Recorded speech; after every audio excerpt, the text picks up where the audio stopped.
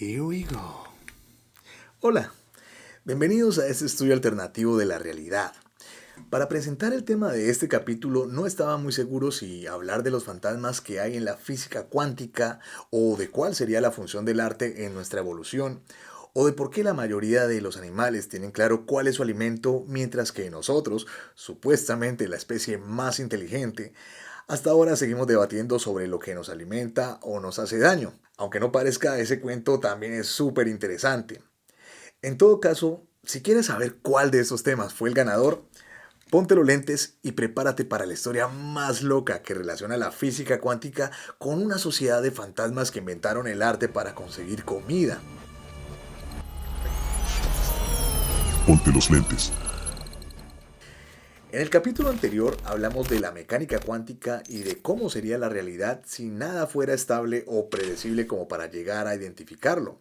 También vimos por qué nuestro cerebro le pone etiquetas a todo de forma automática y mencionamos la paradoja de que no podemos identificar nada que no recordamos y no podemos recordar algo que no hayamos identificado.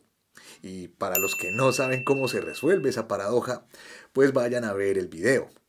Ahora, para completar nuestra primer temporada sobre la sistematización de la realidad y por fin pasar al video de las simulaciones, que va a estar de locos, ya solo nos queda hablar de la estandarización, donde veremos la otra cara de la paradoja cuántica que tiene que ver con el concepto de probabilidad y el papel que juega el observador en la realidad.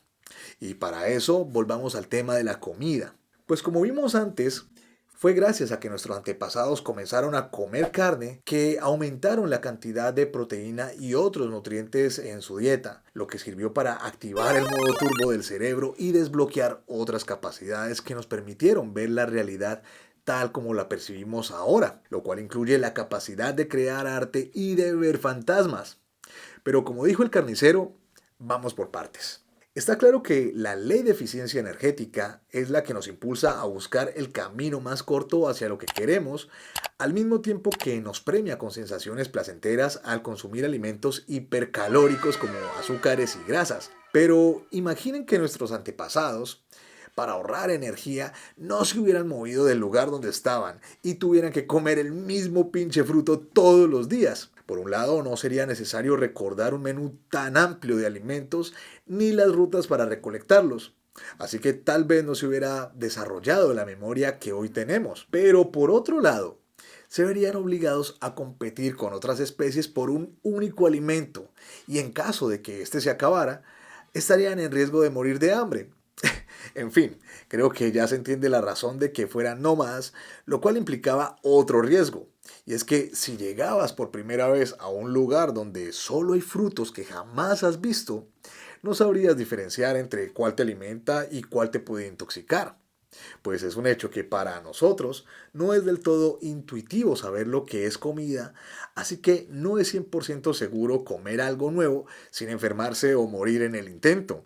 De manera que una estrategia para disminuir el riesgo era esperar a que otro comiera y quedarte observando a ver qué tal le fue, para decidir si imitarlo o no.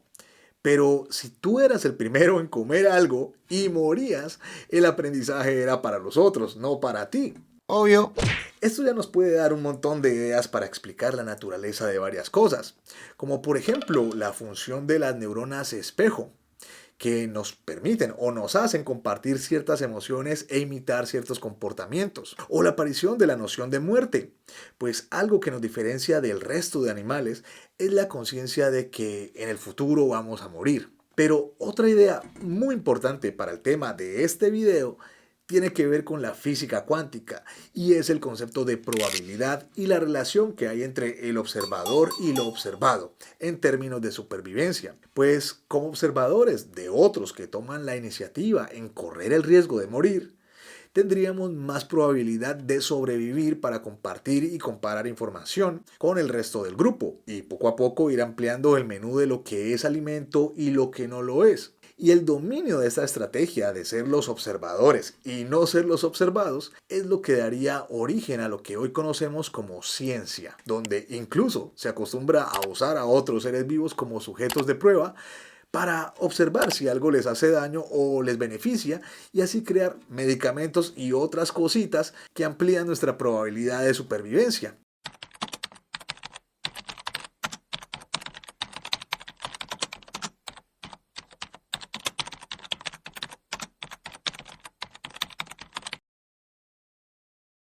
Y tal vez dirán, bueno, pero ¿qué tiene que ver esto con la física cuántica, los fantasmas o el arte?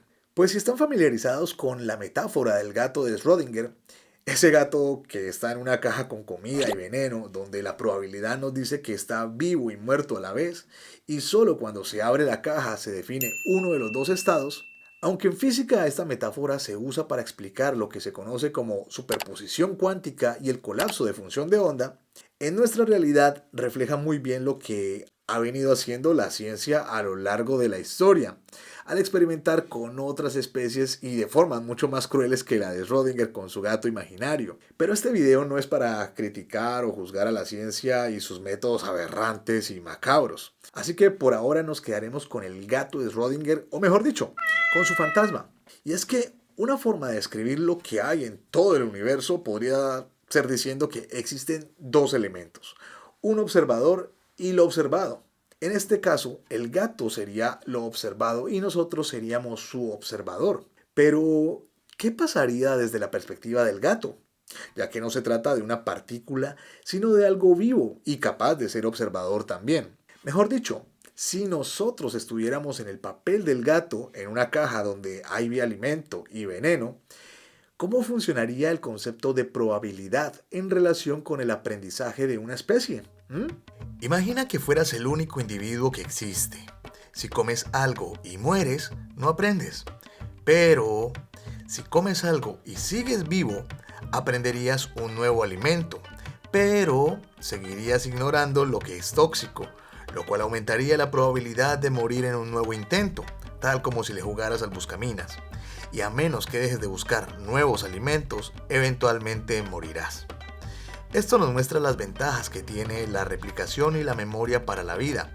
Pero entonces, ¿será que unos están determinados a ser los observadores y otros los observados?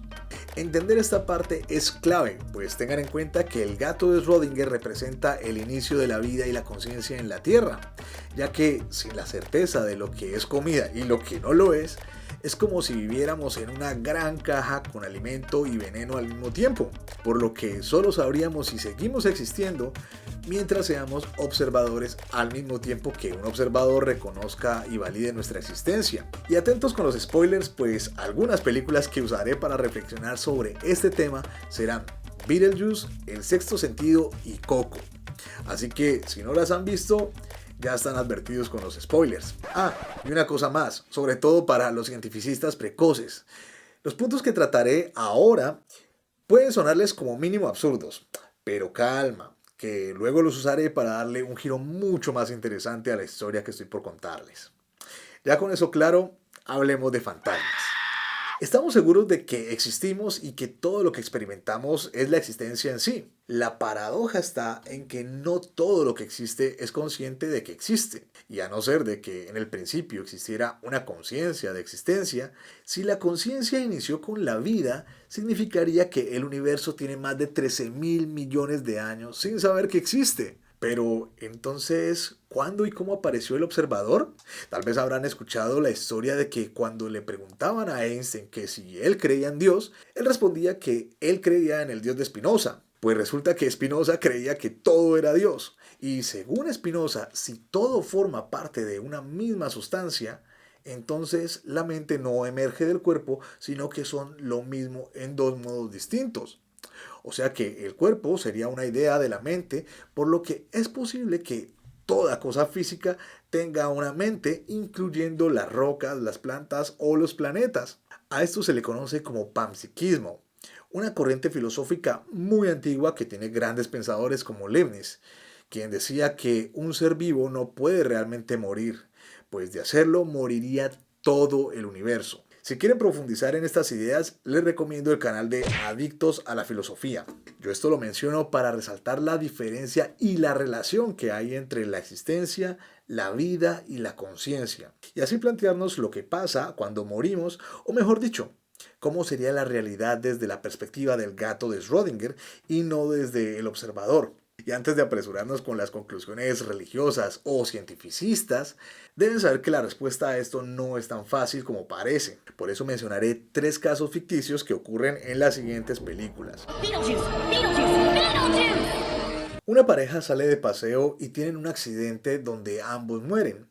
Teniendo en cuenta que cada uno es el observador del otro, tal vez su existencia acabaría ahí, pero dado que no podemos experimentar la no existencia, en el caso hipotético de que existiera el espíritu o una conciencia independiente del cuerpo, ellos no sabrían que están muertos, sino que su existencia continuaría mientras se reconozcan el uno al otro. Yo sé que esto desde la física presenta varios problemas y otros podrían argumentar que la muerte es como un desmayo donde se pierde todo rastro de conciencia. Incluso, hasta Spinoza pensaba que ya con la muerte se concluía todo. Y está muy bien, pero ya dije que estos ejemplos son importantes para lo que se viene más adelante.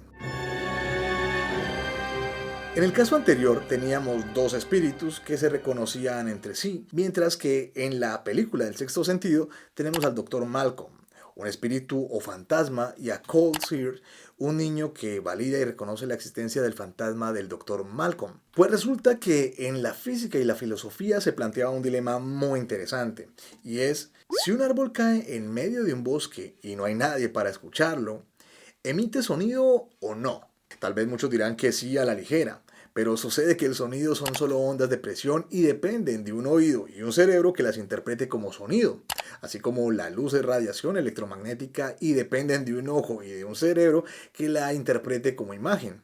O el olor, son solo moléculas que dependen de una nariz y un cerebro que las interprete como aromas. Mejor dicho, todo lo que vemos que ocurre allá afuera en realidad toma sentido aquí adentro. Pueden ver referencias de esto en el libro Un mundo inmenso de Ed Young, aunque también se puede argumentar que el sonido es un ruido audible y está ahí aunque no haya nadie para oírlo. Y por eso este era un tema de debate entre Albert Einstein y Niels Bohr, uno de los precursores de la mecánica cuántica. Y según la historia, Einstein le decía a Bohr, ¿de verdad crees que cuando no miramos las cosas no existen? Me gustaría creer que la luna sigue ahí aun cuando no la observo. A lo que Bohr le respondía que sin importar cuánto lo intentara, no podría probar que sí estaba, creando así una conjetura infalible que no se puede ni refutar ni probar. Lo curioso de esto es que el premio Nobel del año pasado lo ganaron los científicos que demostraron que Einstein estaba equivocado y que Bohr estaba en lo cierto, o para ser más precisos, lo que demostraron se conoce como el entrelazamiento cuántico, una propiedad de la mecánica cuántica que el mismo Einstein calificaba como una acción fantasmagórica a distancia y decía que de ser correcta significaría que el mundo está conectado todo con todo y al final la realidad depende de cómo la midamos. Pero entonces, ¿qué pasa si observamos algo que nadie más observa? Piénsenlo en términos evolutivos.